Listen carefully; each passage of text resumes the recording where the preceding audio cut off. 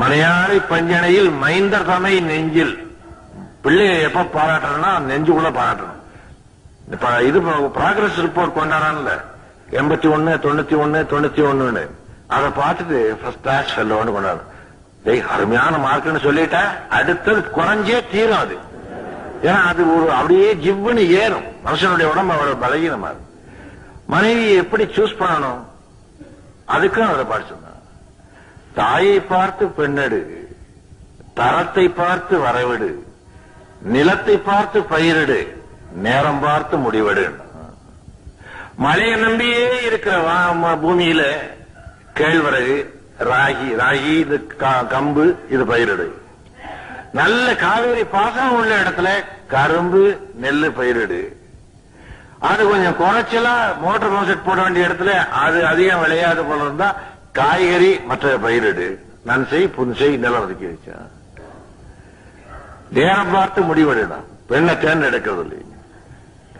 தாயை பார்த்து பெண்ணெடுனா. தாயை தனித்த வீட்டில் பார்த்தா மகளே படிக்கட்டில் பார்க்க வேண்டாமா. தாயே மகள், தாயினுடைய வடிவமே மகளுக்கு படியும், தந்தையினுடைய வடிவமே மகளுக்கு படியும். பையன் தாப்ப மாதிரியும் இல்லை தாய் மாதிரியும் இல்லைன்னா தாய் மேல சந்தேகப்படக்கூடாது. நேர்படு தோற்றம், நிறைபடு கர்ப்பம். கிருஷ்ணன் உண்மையை 60 நாள் பார்த்துட்டே கிருஷ்ணன் மாதிரி குழந்தை பிறக்கும். அப்படியே பிறக்கும். அதாவது கர்ப்பமாவது என்பது எப்படிங்கிறத கூட புராணத்திலே இருந்து இலக்கியம் உட்பட மனம் சொல்லி வைத்திருக்கிறது. மனைவியை தேர்ந்தெடுப்பது, தர்மம் செய்வது எல்லாவற்றையும் ஒரு விதிமுறையாக வகுத்து வைத்தது இந்து தர்மமாகும். ஆனால் ஒவ்வொரு பருவத்திலேயும் குழந்தையை எப்படி வளர்க்கணும், குழந்தையை எப்படி வளரணும் என்பதற்கே விதி உண்டு. இப்போதெல்லாம் நமக்கு மருந்து மாத்திரைங்க. அந்த காலத்தில் நம்முடைய மூதாதையர்கள் மதத்தின் வழியாகவே மருத்துவத்தையும் வச்சார். பக்கத்துல பிள்ளை படுத்திருக்கும் போது வயிறு இறஞ்சா யாருக்கும் சத்தம் கேட்காது, தாய்க்கு மட்டும் கேட்காது. மறுநாளைக்கு மணத்தக்காளி விதையை போட்டு குழம்பு வச்சு சாதத்தை பிசைஞ்சு கொடுத்துருவா சேர்ந்து போடுவது. ராத்திரியில கீரையும் தயிரும் சாப்பிடக்கூடாது, பேய் பிடிக்கும்பா மதத்துல. பேய் பிடிக்காது. கீரையும் தயிரும் ராத்திரியில சாப்பிட்டா மறுநாள் அந்தயத்துல வெளியில போகும். அதனால ராத்திரில சாப்பிடாதேம்மா. பயமுறுத்துறதுக்காக சில விஷயங்களை சொன்னானே தவிர அதுல ஹெல்த்தையும் வச்சார். சயின்ஸ்லயே இது அந்த நாள் வாழ்க்கை, அந்த மரபு நம்முடைய தாய்க்குள் இன்றைக்கும் அந்த மரபை காப்பாற்றி வருகிறது. புராணங்களில் வருகின்ற கதைகள் என்பது அவை பொய்யானவை அல்ல. 2 இன்சிடென்ட்ல தான் மகாபாரதி ராமாயணத்தினுடைய நாட்டை எங்க போட்டிருக்கான்னு நான் பிடிச்சேன். ஒரு பலகீனமான ஒரு நாட்டு, அந்த பலகீனமான நாட்டு தான் ஹியூமனிட்டியை டச் பண்ணுதுன்னு பிடிச்சவர். மகாபாரதத்துல இவ்வளவு ஹெல்ப் பண்றானே, உதவி பண்றானே கண்ணன், எவ்வளவு தூரம் கூடவே வர்றான். போர்க்களம் வரைக்கும் வந்து சாரதியா வந்து சண்டை போட்டு களைச்சு போய் பல நாள் போர்லையும் கூடவே இருந்து அவஸ்தைப்படுறானே, இந்த அவஸ்தைக்கு தேவையே இல்லையே. தர்மனும் துரியனும் சூதாடும் போது அப்படியே மாயமா வந்து ஒரு காய திருப்பி போட்டு போயிருந்தா கதை முடிஞ்சு போயிருக்காது. அந்த இடத்துல வந்து காய கொஞ்சம் திருப்பி போட்டு போயிருந்தான்னா அங்கேயே கதை முடிஞ்சு போயிருக்குமே. அந்த இடத்துல வராம அதை விட்டு அப்புறம் திரௌபதியை துயிலுதியை வச்சு வைத்து அந்த இடத்துல பெரிய டோபி மாதிரி ஏகப்பட்ட சேலைகளை கொண்டாந்து அவளை கொடுத்து, அதற்கு பிறகு இங்கே போர்க்களத்துக்கு வந்து விழுந்து கிடந்தவனை தூக்கி நிறுத்தி அவனுக்கு இன்ஜெக்ஷன் போட்டு, அண்ணன் தம்பின்னு கருதாரே, போர்க்களத்தில் நீ போராட வேண்டியவன், அவனும் நானே நீயும் நானே, கொல்கிறவனும் நானே கொல்லப்படுகிறவனும் நானே, கொல்லுனா எல்லாம் நானே. இறைவன் சொல்றதுல ஒரு பெரிய தத்துவம் அங்க என்னன்னா, நான் உன்னை கத்தியால குத்துனா நீயும் கிருஷ்ணன் தான், நானும் கிருஷ்ணன் தான், கத்தியும் கிருஷ்ணன் தான். அதனால கிருஷ்ணன் குத்துறான், கிருஷ்ணன் ஜாகரான் எடுறா. இதுல பாவமும் உனக்கில்லை, புண்ணியமும் உனக்கில்லை, அடினா அவன்.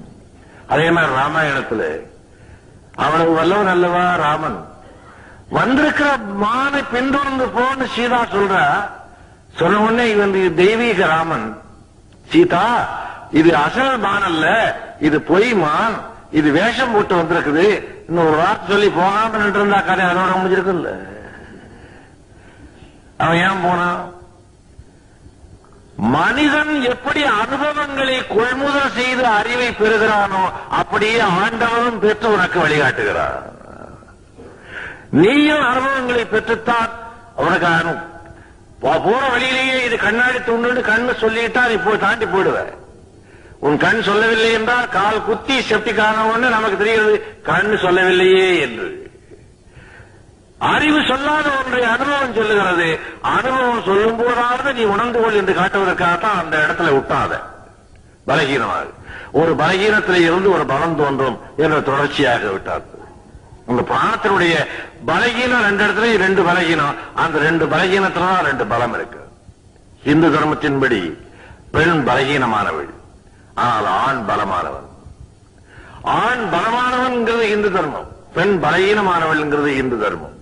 ஆனால்தான் பெண் புத்தி பின் புத்தி மாறம சாதாரணமா சொல்லுவோம். ஆனால் இந்து தர்மத்தினுடைய விசேஷம் என்ன என்றால் பெண்ணுடைய பலகீனத்திலேதான் அவளுடைய பலம் இருக்கிறது, ஆணவனுடைய பலத்திலேதான் அவனுடைய பலகீனம் இருக்கிறது.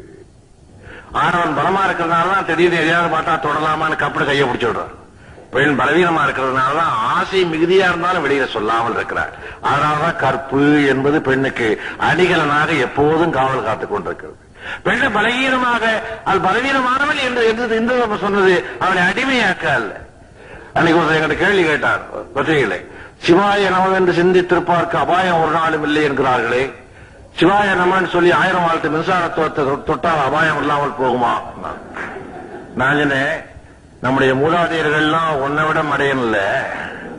நான் ரொம்ப அழகா சொன்னான், சிவாய நம என்று மின்சாரம் தொடுவார்க்கு அபாயம் ஒரு நாளும் இல்லை நான் சொல்லல, சிவாய நமவென்று சிந்தித்திருப்பார்க்கு அபாயம் ஒரு நாளும் இல்லை நானே தவிர. அவன் சிந்தனையை சொன்னானே தவிர செயலை சொல்ல. மனதில் சிவாய நமன்னு சிந்தி உனக்கு அபாயம் இல்லைன்னு, சிவாய நமவென்று கிணத்தில் குதிப்பார்க்கு அபாயம் இல்லைன்னு நான் சொன்னேன். அவன் அந்த ரிஸ்கே எடுக்கல. ஹிந்து மதத்துல சான்ஸ்கிரிட்லயும் எடுக்கல, அவன் தமிழ்லயும் எடுக்கல. எது நடக்குமோ அதான் சொன்னான். வெறும் பழமொழியில சொல்லுவானே இந்துக்கள் வீட்டுல, டேய் ஏன்டா இப்படி உயிரை வாங்குற, ஊர்ல 4 பேர் என்னடா சொல்லுவான். 4 பேரும்பா ஊர்ல 4 பேர் என்னடா சொல்லுவான், ஊர்ல 5 பேர் என்னடா சொல்லுவான். நான் சொல்லுவான், டேய் ஏன்டா இப்படி ஊர்ல 4 பேர் என்னடா சொல்லுவான், ஊர்ல 3 பேர் என்னடா சொல்லுவான்னா இது என்ன 4 பேர்னு அர்த்தம், மினிமம் கேரண்டி.